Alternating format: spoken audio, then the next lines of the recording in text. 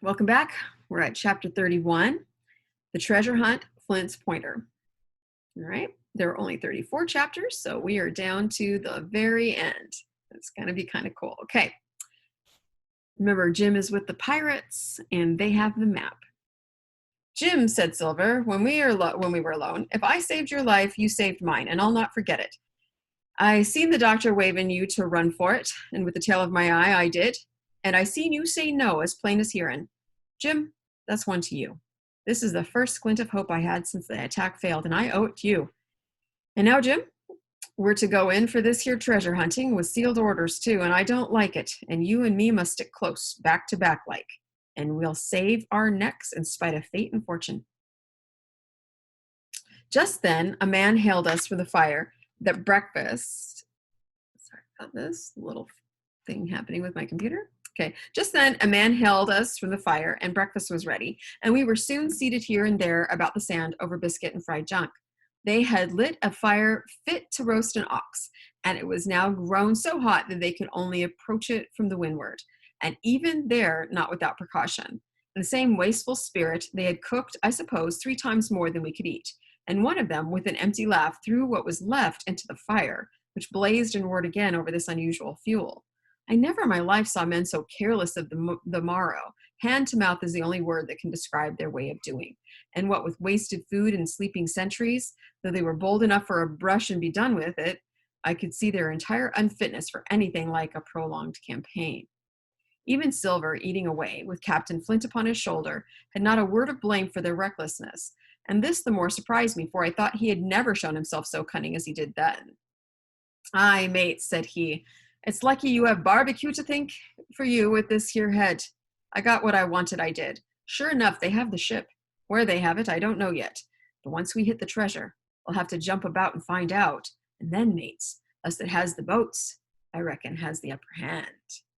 Thus he kept running on with his mouth full of the hot bacon.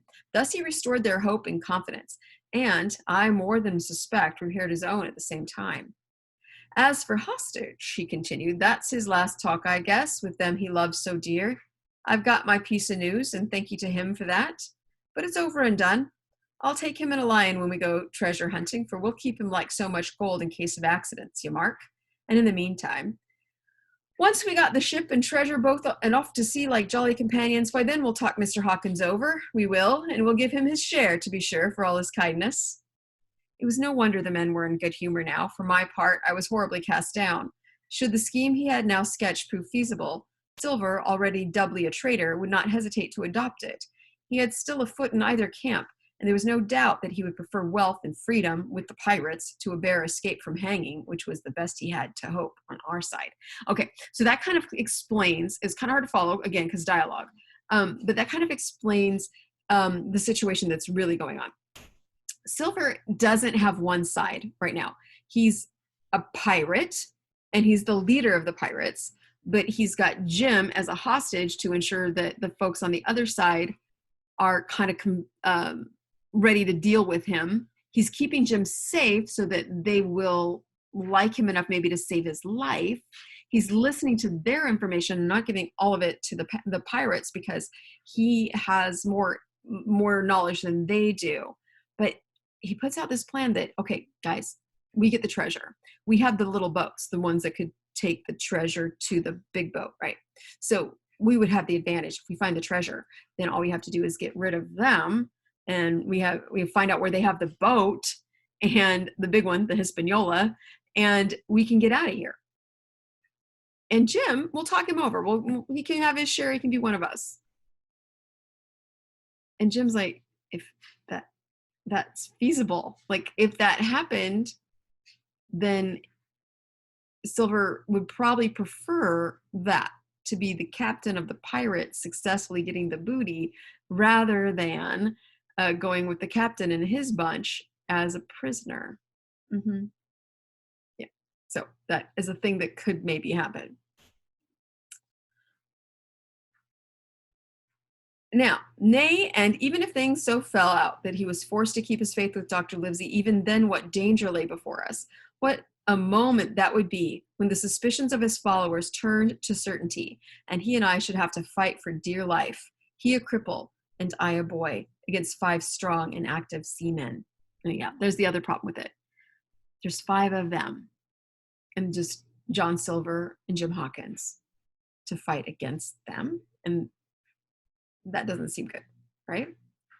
Add to this double apprehension the mystery that still hung over the behavior of my friends, their unexplained desertion of the stockade, their inexplicable cession of the chart, or harder still to understand, the doctor's last warning to Silver: look out for squalls when you find it.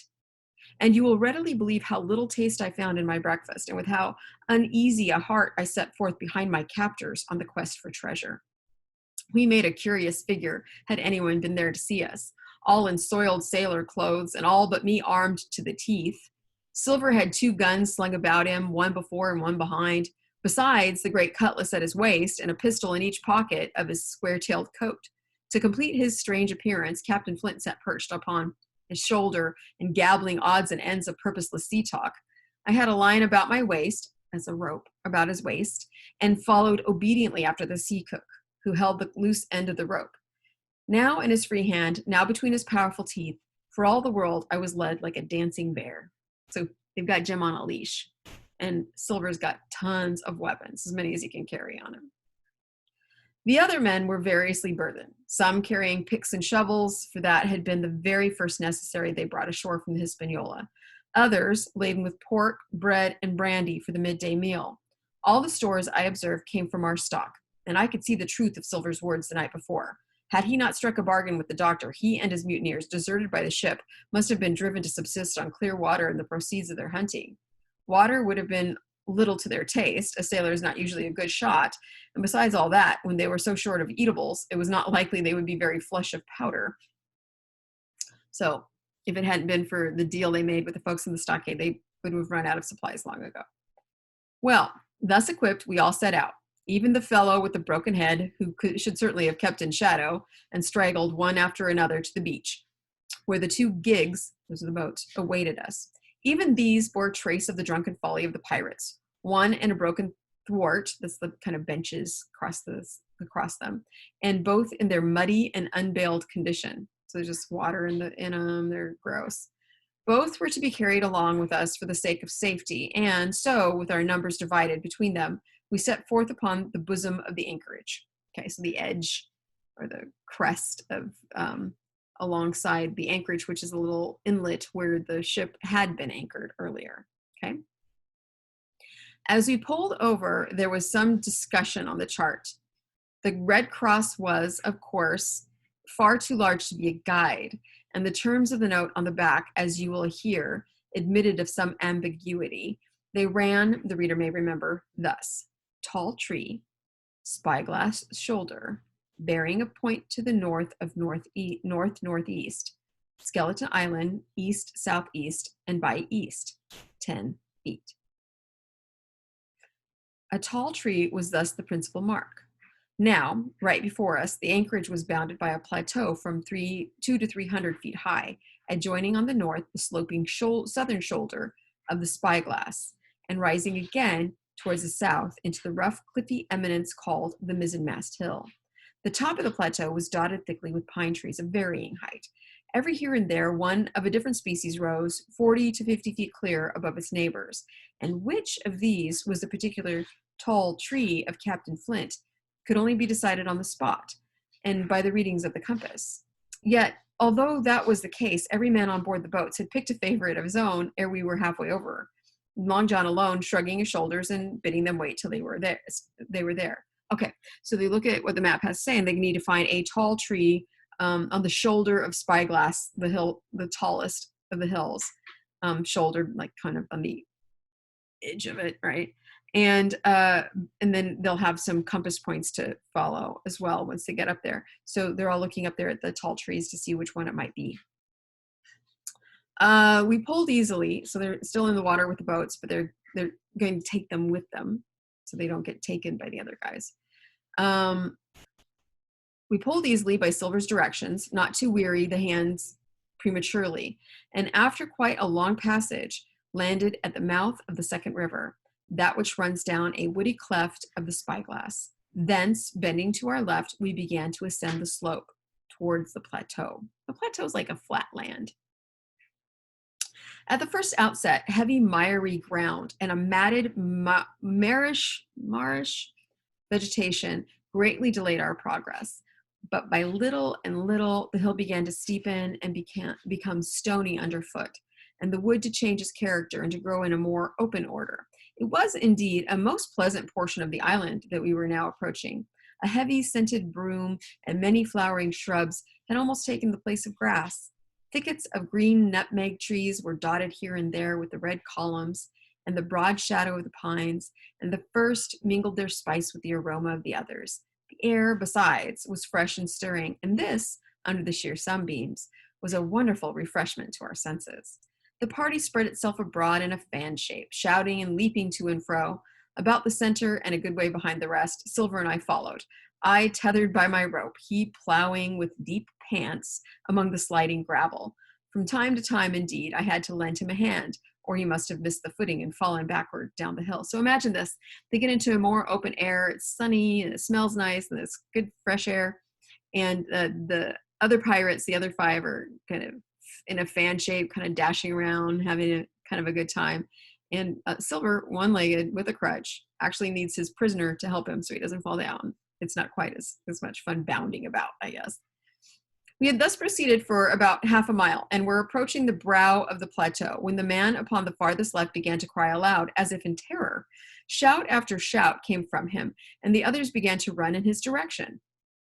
"He can't have found the treasure," said old Morgan, hurrying past us from the right, "for that's clean atop." Indeed, as we found when we also reached the spot, it was something very different. At the foot of a pretty big pine, and involved in a green creeper, which had even partly lifted some of the smaller bones, a human skeleton lay, with a few shreds of clothing on the ground. I believe a chill struck for a moment to every heart.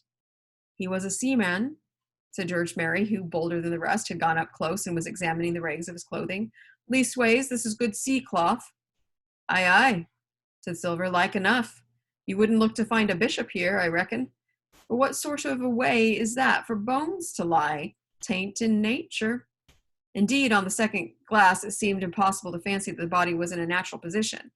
But for some disarray, the work, perhaps, of the birds that had fed upon him, or of the growing creeper that had gradually enveloped his remains, the man lay perfectly straight, his feet pointing in one direction, his hands raised above his head like a diver's, pointing directly in the opposite. "I've taken a notion into my old numbskull," observed Silver. "Here's the compass. There's the tip-top pint of Skeleton Island sticking out like a tooth. Just take a bearing, will ya, along the line of them bones." It was done. The body pointed straight in the direction of the island, and the compass read duly east-southeast and by east. "I thought so," cried the cook. "This here is a pinter. Right up there is our line for the Pole Star and the Jolly Dollars. But by thunder, if it don't make me cold inside to think of Flint. This is one of his jokes, and no mistake. Him and these 6 was alone here. He killed 'em, every man, and this one he hauled here and laid down by compass. Shiver my timbers! They're long bones, and the hair's been yellow. Aye, that be Allardyce. You mind Allardyce, Tom Morgan?" "Aye, aye," returned Morgan. "I mind him. He owed me money, he did, and took my knife ashore with him." "Speaking of knives," said another, "why don't we find his'n lying round? Flint weren't the man to pick a seaman's pocket, and the birds, I guess, would leave it be." "By the powers, and that's true," cried Silver. "There ain't a thing left here," said Mary, still feeling round among the bones. "Not a copper doit or a baccy box. It don't look natural to me." "No, by gum, it don't," agrees Silver. "Not natural nor not nice, says you. Great guns, messmate. But if Flint was living, this would be a hot spot for you and me. 6 they were, and 6 are we, and bones is what they are now." "I saw him dead with these here deadlights," said Morgan. "Billy took me in. There he laid, with penny pieces on his eyes." "Dead eye. Sure enough, he's dead and gone below," said the fellow with the bandage. "But if ever spirit walked, it would be Flint's. Dear heart, but he died bad, did Flint." "Aye, that he did," observed another. "Now he raged, now he hollered for the rum, and now he sang 15 men were his only song, mates. And I tell you true, I never rightly liked to hear it since. It was main hot, and the windy was open, and I hear that old song coming out as clear, and the death haul on the man already. Come, come, said Silver. Stow this talk. He's dead and he don't walk. That I know. Leastways he won't walk by day, and you may lay to that. Care killed a cat. Fetch ahead for the doubloons. We started, certainly, but in spite of the hot sun and the staring daylight, the pirates no longer ran separate and shouting through the wood. They kept side by side and spoke with bated breath. The terror of the dead buccaneer had fallen on their spirits. Okay, keep your paperwork handy because we're going to do a little summarizing here because I think it's really hard because it's mostly dialogue. Once they find the skeleton that is the pointer, and they call it a pinter, okay, they have a different way of saying it that the author shows by using apostrophes to make them say it a little differently. Okay, so they're having fun times and then fresh air and all that, and one of them starts yelling, and they found a skeleton. And they go and they look at the skeleton, and it looks a little different because it's laid out really straight. And then they check their compass, and it's laid out really straight in exactly the way that the chart predicted of the pointer. This is Flint's pointer. Captain Flint, remember, needed 6 of his men to come and help him bury his own treasure, and not a one of them came back to the ship with him. He killed everybody that helped him bury his treasure and then came back to his ship. These men that are here right now, all but one of them anyway, because Dick is new to their troop, they had been part of Flint's crew. And so they would have been there when he came back and had nobody else with him and left his entire amount of treasure on this island. And it sounds like they were also with him when he died because they start talking about him. They're like, oh man, if he was here, we would all be in trouble. And they're like, well, he's not, he's dead. And they talk about how he died badly. He suffered, he yelled out. He's saying, just like the captain in the beginning chapters, he's saying 15 men, that same song. And they all know he's dead. And so it changed the whole tone of their treasure hunt. They were like, woo, we're going to go find treasure. And oh, wow, that's weird. That's our old buddy Allardyce. That's what his name was. Because they can tell by the color of his hair and how long his bones are because he was tall. And they're like, oh, that was Allardyce. I know him. He borrowed my knife. But where is his knife? His stuff is all gone. Huh. All right. You should be making some predictions in your own mind as to who would have taken his stuff. Why is it not there? Okay. And now the tone has changed. They're like a little creeped out by what that crazy Captain Flint had done. All right, so do your summary. Get some words down for definitions. Make sure you talk about the different characters and what they're doing. Do this for every chapter as you go. Make sure that you are filling everything in with complete sentences if you can, so that you're getting full credit for your work. And also, you're really thinking about it. You're wondering about things, you're making choices, and you're evaluating what was the best part, what was the worst part, that kind of thing. That actually helps you. Some of you tend to leave those things empty because you're like, I have no emotional connection to this. Nothing is bothering me. I don't like anything, blah. Okay, you're going to have to use artificial emotional connections because the more that you do that, you're training your brain to actually connect with text, even when it's not your cup of tea. Now, how you cannot be a little bit, by this many chapters in, wondering what's going to happen when they find the treasure, I don't know. But even if you don't have an emotional connection, you need to make some things up. Okay? Do it. All right. I'm going to see you now for chapter 32, which is next.